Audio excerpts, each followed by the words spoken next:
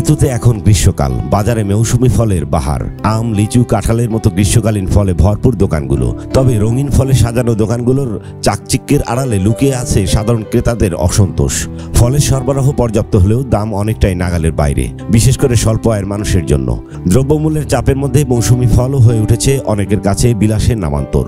এদিকে ফলের দাম নিয়ে ক্রেতা বিক্রেতার মধ্যে উভয় রয়েছে মতপার্থক্য। বাজারে চলমান ফলের দাম কোনো ক্রেতার কাছে বেশি, আবার কারো কাছে স্বাভাবিক।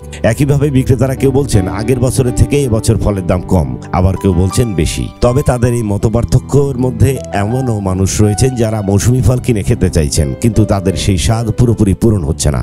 আর স্বাদ পূরণ করতে হলেও তাদের ভাবতে হচ্ছে একাধিকবার।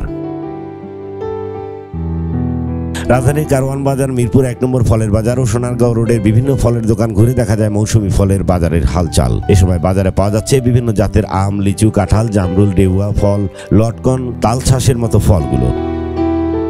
মান ও আকার অনুযায়ী এদের ফলের দাম রয়েছে ভিন্নতা।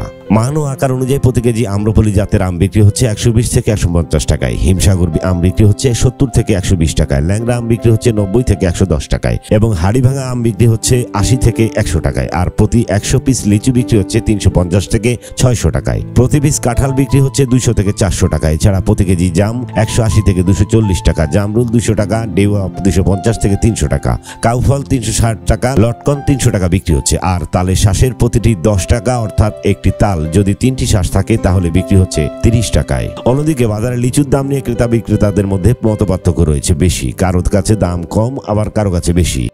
ইসমাইল হুসাইন ইমু, এমি টিভি।